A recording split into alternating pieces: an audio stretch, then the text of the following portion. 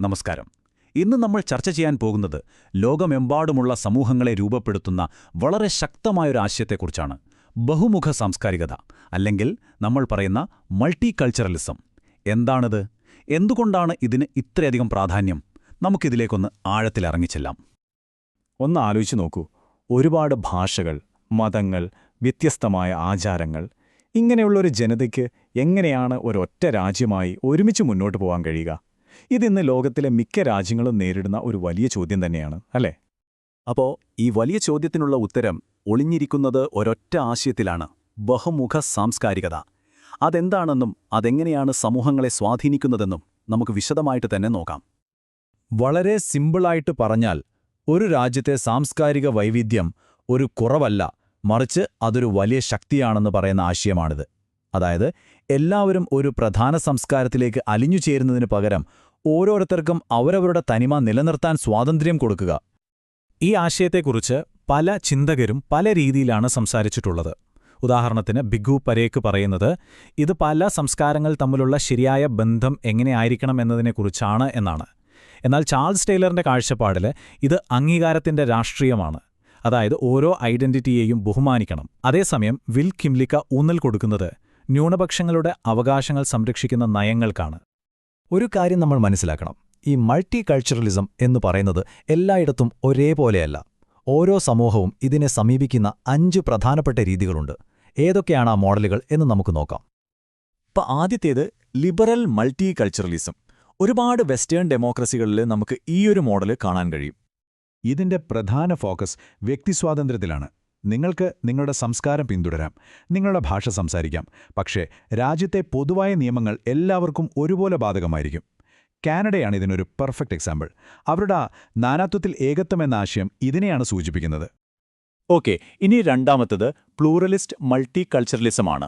ഇവിടെ ഫോക്കസ് വ്യക്തികളിൽ നിന്ന് മാറി ഓരോ സാംസ്കാരിക ഗ്രൂപ്പുകൾക്ക് തുല്യത കൊടുക്കുന്നതിലാണ്. അതായത് എല്ലാ കൾച്ചറൽ ഗ്രൂപ്പുകൾക്കും തുല്യമായ രാഷ്ട്രീയ പദവിയും പ്രാതിനിധ്യം കൊടുക്കണമെന്നതാണ് ഇതിന്റെ കാതൽ.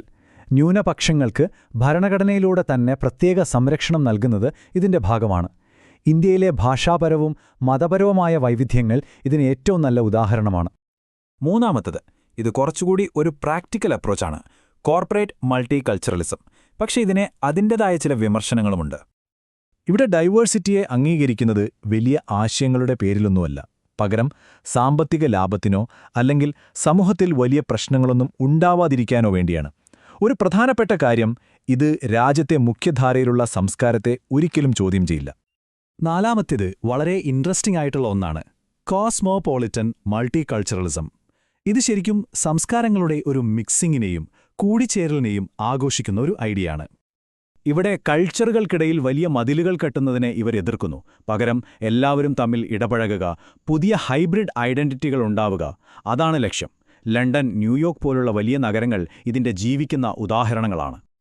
ഓക്കെ, അപ്പോൾ നമ്മുടെ ലിസ്റ്റിലെ അവസാനത്തത്, ഇത് കുറച്ചുകൂടി ഒരു ആക്ടിവിസ്റ്റ് സ്വഭാവമുള്ള മോഡലാണ്: ക്രിട്ടിക്കൽ മൾട്ടി കൾച്ചറലിസം. ഇത് വെറുതെ എല്ലാവരെയും സഹിക്കാമെന്ന് പറയുന്നതിൽ ഒതുങ്ങുന്നില്ല. ഇതിന്റെ പ്രധാന ലക്ഷ്യം സമൂഹത്തിലെ അധികാരത്തിന്റെ ഏറ്റത്താഴിവുകളെ ചോദ്യം ചെയ്യുക എന്നതാണ്. സംവാദങ്ങളിലൂടെയും സാമൂഹിക നീതി ഉറപ്പാക്കുന്നതിലൂടെയും ന്യൂനപക്ഷങ്ങളെ ശാക്തീകരിക്കുക. ചുരുക്കി പറഞ്ഞാൽ സമൂഹത്തിലൊരു യഥാർത്ഥ മാറ്റം കൊണ്ടുവരാനാണ് ഇത് ശ്രമിക്കുന്നത്.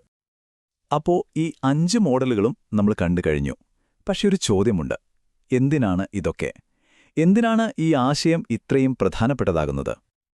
ഇവിടെ നമ്മൾ 2 വാക്കുകൾ തമ്മിലുള്ള വ്യത്യാസം മനസ്സിലാക്കണം: സംയോജനം അഥവാ ഇൻ്റഗ്രേഷനും സ്വാംശീകരണം അഥവാ അസിമിലേഷനും.